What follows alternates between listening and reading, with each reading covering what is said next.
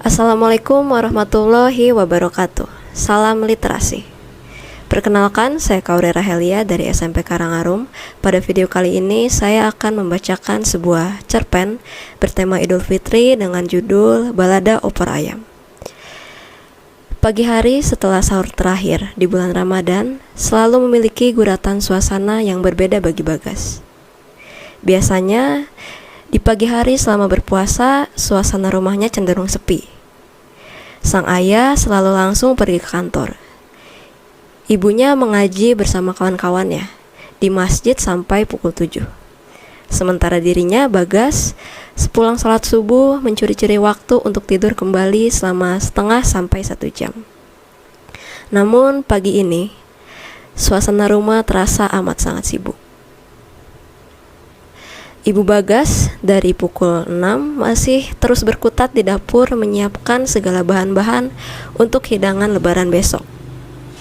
Setiap tahun terdapat satu hidangan yang tidak boleh terlewatkan di rumah Bagas, yaitu opor ayam.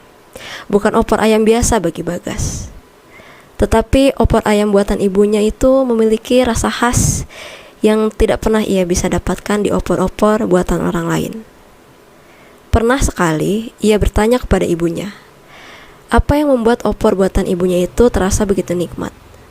Dan ternyata kuncinya adalah sebuah rempah yang Bagas yakin sebenarnya tidak asing bagi ibu-ibu di rumah lainnya.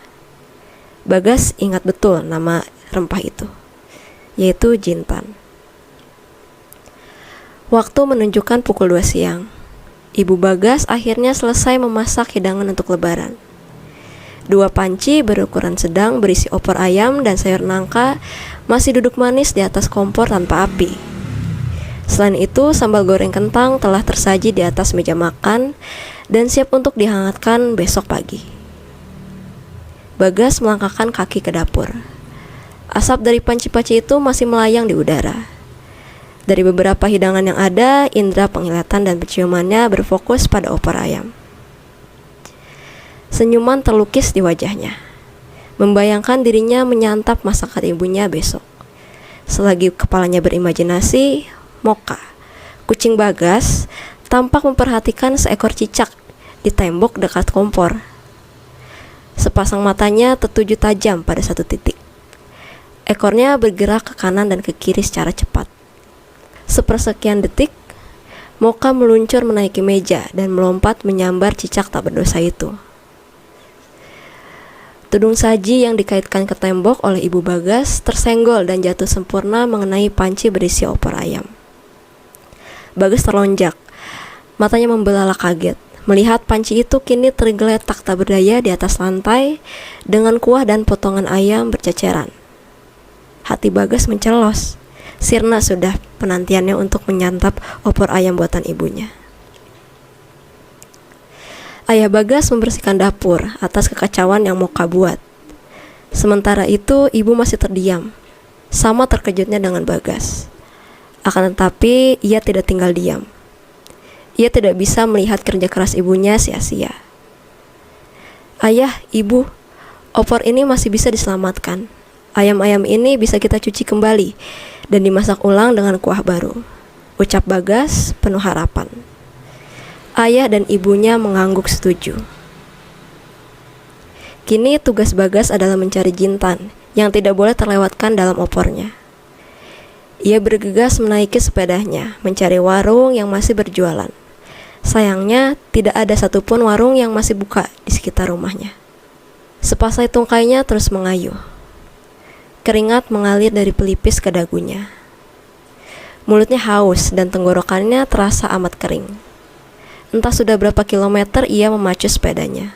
Akan tetapi, Bagas tidak mau menyerah. Kalau perlu, sampai ujung Indonesia pun akan ia cari jintan itu. Sudah hampir 1 jam Bagas mengelilingi daerah tempat tinggalnya.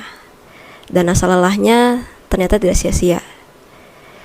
Ia menemukan warung yang masih berjualan.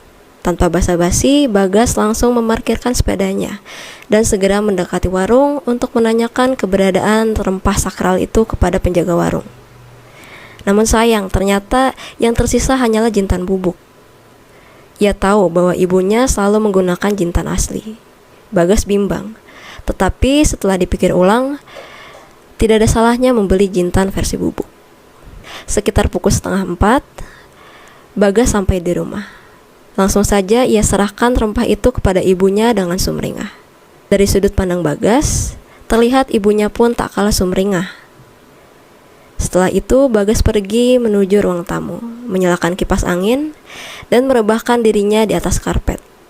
Tidak butuh waktu lama, tanpa sengaja dirinya telah berlayar di lautan mimpi. Aroma sedap menyapa hidung dan menyegarkan mata Bagas. Beringsut ia menuju dapur. Pemandangan yang sama seperti tadi siang ia saksikan kembali. Namun entah kenapa opor ayam ronde 2 itu sekarang tampak lebih indah dan berkilau dibanding siang tadi. Mungkin karena di dalamnya bercampur dengan nyawa perjuangan Bagas dan ibunya. Esok harinya Idul Fitri pun tiba. Sepulang sholat Id, Bagas sekeluarga saling bermaaf-maafan, termasuk Mocha. Meskipun seonggok makhluk bertampang polos itu hanya celingak-celinguk, Bagas tahu betul Mocha mengucapkan maaf yang sebesar-besarnya atas kejadian kemarin. Dari hati yang paling dalam, Bagas tahu tentunya ia memaafkan Mocha. Bagas, ayah dan ibunya menikmati hidangan Idul Fitri dengan perasaan bahagia.